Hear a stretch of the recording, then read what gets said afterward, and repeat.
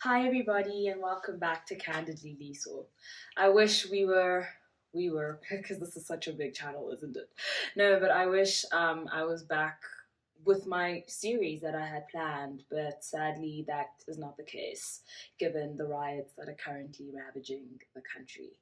Um yeah, it's been a very sobering experience. It's been almost surreal, to be quite honest with you, to see the sites that we have been seeing all over South Africa and how these riots have turned from the liberation of the former president to violent criminal activities, to now just racist outbursts between different ethnicities. So it's been a lot to handle, and that on top of the fact that there's Swaziland is on basic fire with their fight for democracy. Um, it's been a very sad week for Africa, if I'm going to be quite honest. And I mean, I do pride myself on speaking about the Pan-African agenda and rhetoric. So when Africa bleeds, as she has been, it's especially painful. So these riots. Let's talk about these riots. I want to say that these riots are not about race. I've seen a lot of people coming out and saying these like absurd things, and I think that these people are using these riots as a justification to share their racist views. I think that these riots are about poverty, and yeah, there's no one that's out on the streets being like, "I am black, therefore I loot." People are there's no one, literally no one. People are looting because they're poor. And I hear a lot of people being like, this is no excuse, this is no excuse, this is no excuse, and I get it. But the reason is the reason. Whether or not it is valid in your eyes doesn't change it from being the reason. And when I look at the riots, I think that we can all identify four different types of people that are taking part in these riots, right? You have the people who are genuinely hungry, you have the people who are opportunistic criminals, you have the people who are pro-Zuma supporters, and then you have the anarchists. And someone can be both a pro-Zuma and an anarchist, and they exist within the realm of a rioter. You know, it's not like everything is mutually exclusive. But if you look at, for example, the hunger rioter, that person is looting because of poverty. They have nothing to feed their families. If you look at the opportunistic criminal, that person is looting because of poverty. I mean, it's a tale as old as time. We know that there is a link between criminality, inequality, and poverty. If you look at the pro-Zuma, that has to do with poverty. People that support Zuma because he helped their socioeconomic condition, and they love him for that. And that has to do with poverty. And then if you look at the anarchists, it's people that are tired of a system that has continuously failed them.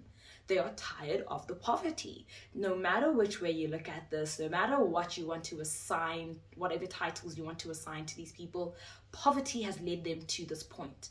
I hear many people saying, oh, South Africa, we're so much better than this.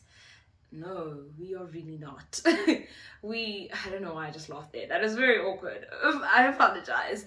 But we have allowed people to live in such undignified manners. People are living in such dehumanizing conditions, and then we want to frown upon them for not acting with the decorum that we deem appropriate. If you're going to dehumanize a person, what do you expect from them? The bottom line is the South African government has failed the people miserably, and it can be very hard to see that when you have a certain level of privilege. And I'm not using privilege as a hot button word like privilege. No.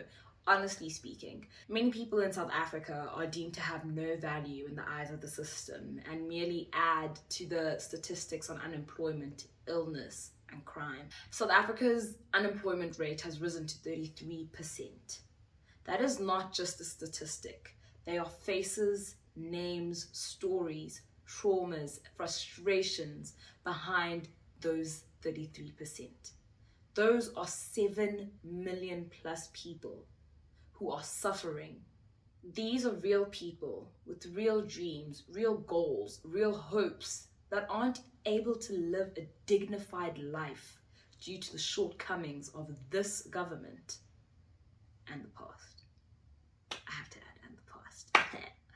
This idea that the poor people in South Africa are as a result of complete laziness is incorrect. There are more than 700,000 South Africans who have gone to institutions of higher learning and yet sit at home unemployed. There are no jobs. This thing that poverty is something someone chooses or they just fall into it. No one wants to be poor. What is happening right now is completely criminal. It is wrong.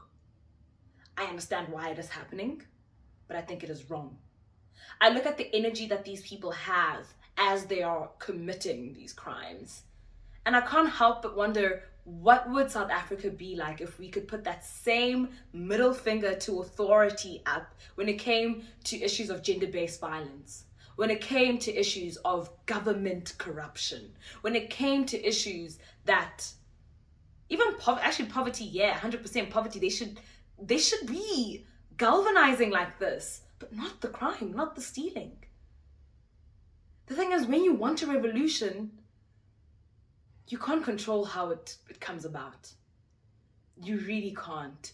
And do I think that this is the first step towards change in South Africa? No, I think that this is the first step towards even greater poverty in South Africa. But at the same time, it has shown me that when people are fed up and when people band together, they can turn a country on its head. They can turn the world upside down. And I know it's very difficult. No one is trying to look for positives in this whole entire situation. But that is a positive that I have found, is the power of a group. Thank you guys so much for watching me, and I hope to see you next time. Don't think that I'm like, don't think I'm like condoning these, I don't know how to say this properly, guys. I think that the strikes are bad. I think that they are damaging completely.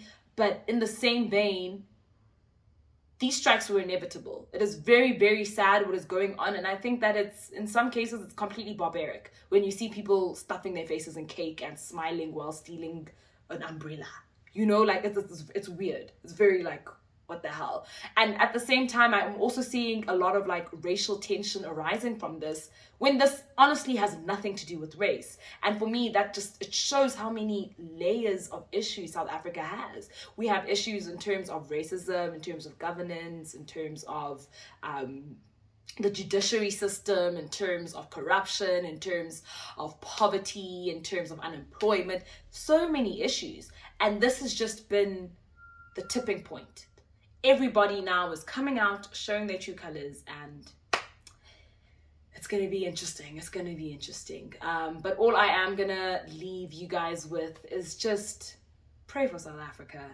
And not just for South Africa, pray for our brothers and sisters in Swaziland as well that are trying to fight for democracy there. Pray for Africa. Yeah, no, there's not much more to be said about this. But thank you guys so much for watching, and I hope to see you guys next time.